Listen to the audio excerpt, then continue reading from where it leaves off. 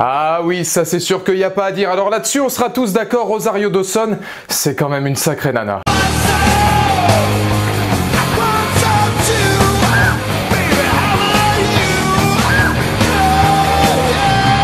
Bonjour à toutes et à tous, c'est Valou et bienvenue pour cette toute nouvelle vidéo, cette toute nouvelle critique consacrée à... Attendez, il faudrait pas que ça devienne une mode de critiquer Walking Dead non plus. Ou plus sérieusement, la critique de Retour à Zombieland de Ruben Fleischer, avec évidemment les grands retours de Jesse Eisenberg, Woody Harrelson, Emma Stone entre autres évidemment, à qui viennent s'associer deux nouveaux protagonistes dont mon crush de... au moins depuis Sin City, Rosario Dawson, voilà je l'ai dit, je ne le dirai plus. Et alors on va se mettre d'accord tout de suite, non, Retour à Zombieland, ce n'est pas le chef-d'œuvre de cinéphilie qu'on pourrait espérer. C'est un film que j'attendais beaucoup, qui m'a rappelé à quel point j'avais adoré le premier Bienvenue à Zombieland, tout en voyant quand même les limites d'un film dans ce style, mais qui évidemment ne restera pas malgré le statut de petit film culte quand même de Bienvenue à Zombieland, l'un des grands moments de cinéma de cette année évidemment, mais le film n'est pas vu comme ça, et je l'ai trouvé plus complet, toujours aussi fun, dans le bon comme dans le moins bon, hein, ça on y reviendra dans la partie à proprement parler du long métrage, mais qui réussit avec justesse à enrichir son univers tout en innovant, tout en recaptant un petit peu l'essence de ce qu'était le premier film, et c'est ça que j'ai trouvé très pertinent, c'est la manière de Retour à Zombieland va s'identifier lui-même comme une suite. Dans un univers où le reboot, le remake et les suites sont omniprésents, voire même où il y en a trop, beaucoup trop, soit dit en passant, les studios de production réfléchiraient à plusieurs suites du Joker de Joaquin Phoenix pour vous dire à quel point je ne suis pourtant pas fan de ce style de refaire des suites à outrance, surtout que Joker n'en a absolument pas besoin. Et Bienvenue à Zombieland, la jeunesse du projet remonte à il y a très longtemps. Faut savoir que le premier film est sorti en 2009, Woody Harrelson se disait même extrêmement emballé par le projet, lui qui d'habitude n'est pas trop pour revenir dans des suites, et Bienvenue à Zombieland a même été réfléchi pendant de nombreuses années comme une série télévisée puisque le projet avait beaucoup de mal à se faire au cinéma. En 2011, Jesse Eisenberg et Woody Harrelson disaient que c'était quasiment impossible que le film voie le jour, et c'est seulement en 2016 que le projet a repris de l'ampleur, a terminé son script pour ensuite arriver en production en 2018. 10 ans, il a fallu 10 ans pour arriver à Retour à Zombieland. Et là on va voir tout de suite une question simple, 10 ans nous donnent-ils un long métrage exceptionnel ou 10 années nous font-elles rendre compte que finalement on avait peut-être déjà oublié ce qu'était Bienvenue à Zombieland?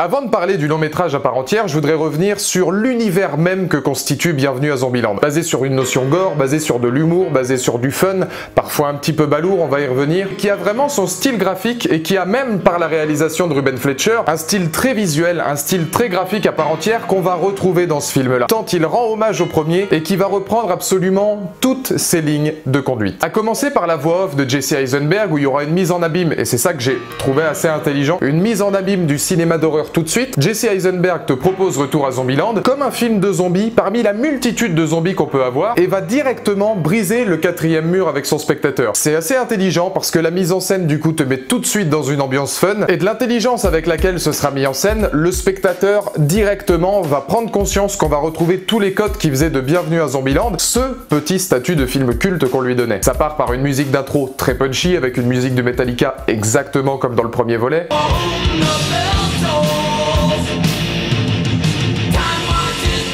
On va retrouver toute l'essence des protagonistes, très brute de décoffrage pour le personnage de Woody Harrelson, Tallahassee, même si on va travailler un petit peu le développement de son personnage par un côté paternel qui est assez intelligent avec Little Rock. On va retrouver toutes les règles de Jesse Eisenberg sur l'endurance, etc. Notamment sur une mise en scène, j'y reviendrai par rapport aux références cinématographiques, où il va trouver une espèce de double qui lui parle de commandements, où il a 70 commandements et ils vont passer environ 10 minutes à comparer leurs règles, etc. Tu retrouves beaucoup d'enjeux fun et comiques du premier opus, notamment le zigouillage de zombies de l'année. En tout cas, c'était le zigouillage de la semaine, c'est devenu celui de l'année, et c'est vrai que par sa réalisation, par sa photographie, par la manière dont il va appréhender aussi le monde apocalyptique de manière beaucoup plus fun et décontractée que peuvent faire d'autres films, et oui effectivement par ses ralentis, son côté gore décomplexé, c'est un film vraiment décomplexé où tu vas retrouver toute la mise en scène du Ruben Fleischer qui faisait à un moment donné de Bienvenue à Zombieland un film ultra dynamique, ultra punchy, effectivement assez beauf par moments, ça j'y reviendrai dans le long métrage, mais qui avait le mérite de proposer quelque chose dans l'univers de zombies. Et ça c'est intéressant parce que là où on pourrait se dire que Retour à Zombieland n'est finalement qu'un ersatz de Bienvenue à Zombieland, n'est finalement qu'une suite qui n'a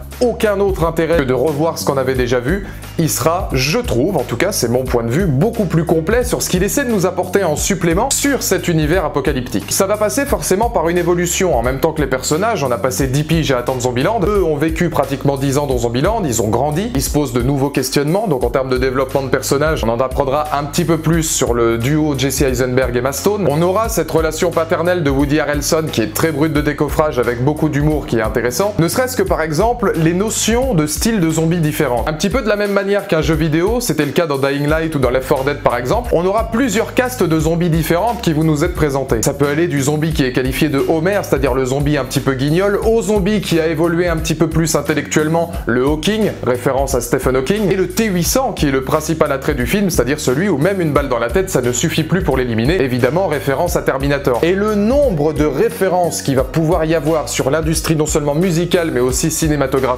c'est juste incroyable dans ce film-là. Ce genre de cinéma qui est décomplexé, qui est fun, qui ne révolutionne pas l'industrie du cinéma, ça je suis entièrement d'accord, c'est loin d'être le film de l'année, mais qui a suffisamment de références pour ne pas oublier d'où il vient, que ce soit sur des thématiques proches d'un centre commercial qui va faire penser à l'Armée des Morts de Romero, sur Jesse Eisenberg qui va lire un bouquin The Walking Dead en disant putain mais alors c'est vachement bien cette BD, mais c'est pas réaliste du tout hein, les zombies dont c'est fait dedans. Une énorme référence, et alors pour moi, si vous voulez, un grand film comique, le meilleur film de comédie parlant de zombies, c'est Shaun of the Dead. L'humour british, beaucoup plus classe que Zombieland, l'humour beaucoup plus subtil, des thématiques de fond très pertinentes et très intelligentes sur la place de l'être humain, sur la solitude vis-à-vis de Simon Pegg, sur le fait qu'à 30 ans t'es encore un grand gamin. Shaun of the Dead pour moi c'est le film qu'il vous faut, et je sais pas si vous vous souvenez dans Shaun of the Dead, je vais vous mettre l'extrait de toute façon, il y a une séquence à Londres où Simon Pegg va retrouver une de ses amies d'enfance qui est son double, et au fur et à mesure où tous leurs groupes vont passer, on va se rendre compte que tous les amis de l'un et de l'autre sont typiquement le double de l'un et de l'autre, et c'est une scène qui est à mourir de rire. Et bah dans Bienvenue à Zombieland, il y a quasiment la même chose où on va rencontrer les doubles de Columbus et les doubles de Tallahassee. C'est pas un spoil, hein, ça a été vu dans la bande-annonce, mais où on ne peut pas voir évidemment une référence à Shaun of the Dead dans la mesure où c'est fait exactement de la même manière. C'était ce que je vous disais par rapport aux règles qui vont affronter les commandements. Et puis tout un enjeu du film sera aussi aller à Graceland, l'endroit d'Elvis Presley, puisque Woody Harrelson Tallahassee est un fan inconditionnel d'Elvis Presley. D'ailleurs, le morceau de fin du générique de fin de Retour à Zombieland, c'est Woody Harrelson qui le chante pour tous les curieux.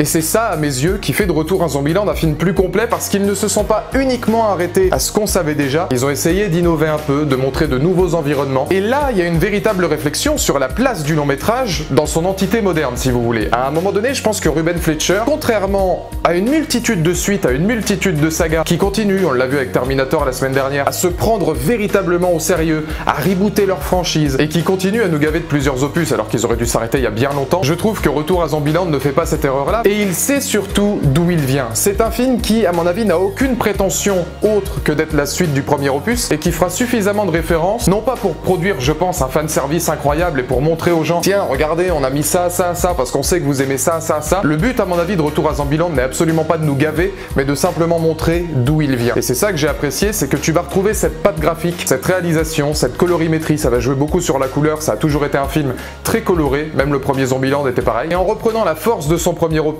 en créant et en le complétant avec d'autres idées, qui n'est pas forcément, et là on va y revenir, on va passer dans la deuxième partie sur le film, un grand film, mais qui au moins a le mérite de ne pas tomber dans le piège des suites actuelles, notamment parce qu'il a mis 10 ans pour se développer, et qu'à mon avis, si c'était simplement une recette financière, le film aurait été réglé il y a bien longtemps, il aurait été bazardé, et évidemment on l'aurait eu peut-être en 2011 ou 2012. Dans la partie filmique maintenant, alors très peu de choses hein, évidemment puisque j'ai parlé quasiment de l'essentiel. Oui, c'est un film qui ne révolutionnera pas l'industrie du cinéma, je parlais de Shaun of the Dead. L'humour est beaucoup plus subtil que dans ce Retour à Zombieland qui est encore plus beauf que le premier. Et alors l'humour beauf, ça marche une fois, deux fois, trois fois. J'ai eu un petit peu mal pour Woody Harrelson à certains moments parce que c'est vrai qu'il en fait tellement pour faire rire le spectateur. Il y a finalement une vanne sur 3 ou 4 qui fonctionne et ça en devient largement too much. C'est vrai qu'à ce niveau-là, je trouve que sur l'humour à part entière, le film en fait beaucoup trop pour ce qu'il veut raconter. Et ça se voit par rapport à certains acteurs qui sont à contre-courant. Je trouve qu'Emma Stone, par exemple, elle est complètement en marge des autres. Là où tu sens que le casting s'éclate, notamment Jesse Eisenberg et Woody Harrelson, où tu ressens, et là en termes d'acting c'est fort, que les mecs ont très bien pu passer 10 ans Apocalypse ensemble, Emma Stone je la trouve vraiment en retrait. Alors c'est pas une actrice que j'apprécie énormément, je veux dire hormis La La Land et Crazy Stupid Love, j'ai jamais été un grand fan d'Emma Stone, mais là je trouve qu'elle navigue vraiment à contre-courant des autres protagonistes qui eux s'éclatent vraiment. Et à ce propos, qui de mieux que Rosario Dawson pour jouer Nevada, qui est aussi brute de décoffrage que Woody Harrelson, qui est vraiment vraiment rentre dedans, et quand tu vois tous ces rôles qu'elle pouvait avoir dans Sin City, elle a fait énormément de films d'action, mais elle a aussi une tendresse et un côté ultra sexy qui n'appartient qu'à elle. C'était pour moi le rôle rêvé. C'est un rôle de prédilection pour Rosario Dawson. C'est ce genre de valeur ajoutée qui apporte quelque chose au métrage, au-delà de la scène post-générique. Alors je ne dirai rien parce que c'est une vidéo sans spoil, mais je trouve la scène post-générique complètement inutile, parce que pour le scénario, elle n'apporte rien, elle est pas spécialement drôle. Là, pour le coup, ça se rapproche à du fanservice uniquement pour te rappeler le premier volet. Alors là, pour le coup, oui, c'est vrai que je pense qu'ils auraient largement pu s'en passer, ou en tout cas peut-être montrer cette situation-là autrement, même s'il reste pour moi de Retour à Zombieland un film fun. Alors dans ses bons côtés comme dans ses mauvais, effectivement, ça va surtout dépendre de votre interprétation, et dans les commentaires ci-dessous, n'hésitez pas à me donner votre point de vue. Je terminerai simplement par dire qu'en termes de réalisation et en termes de volonté filmique, on a une scène intégrale dans un bâtiment en plan séquence entre Woody Harrelson, Jesse Eisenberg, alors je crois qu'il y a Emma Stone, Rosario Dawson et puis tout un tas de T-800, donc les nouveaux zombies. Cette scène-là, oui, prouve que Ruben Fletcher sait y faire, parce qu'à un moment donné, proposer un plan séquence de cette longueur-là, de cette qualité-là, enfin moi je suis toujours assez surpris, subjugué par la simple idée du plan séquence, de se dire à quel point une mise en scène de la sorte doit être millimétrée, d'autant plus sur cette scène-là quand vous aurez vu le film, pour que tout se fasse de main de maître, sachant qu'il va beaucoup jouer sur la profondeur de champ, sur ce qui se passe au-delà du champ. Et là oui, Ruben Fletcher a clairement prouvé qu'il était capable. Donc n'hésitez pas à aller voir Retour à Zombieland, je vous préviens, oui, c'est pas un film d'une grande cinéphilie. Si vous avez aimé le premier, vous aimerez probablement le deuxième, ça apporte quelques petites choses en plus, et moi dès que ça apporte un truc, ah bah j'aime bien. Une place n'est pas un mot mais une promesse d'avenir, pour croire en mes rêves. Un pied dans le vide et l'autre sur l'accélérateur. Être gentil c'est vraiment cool, être honnête c'est fédérateur. Vest qui toujours l'est, faut qu'il y en a de plus en plus.